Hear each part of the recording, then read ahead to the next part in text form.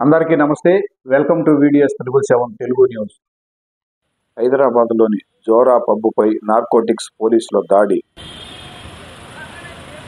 నగరంలోని పలు పబ్బుల్లో నార్కోటిక్స్ పోలీసులు ఆదివారం రాత్రి సోదాలు నిర్వహించారు.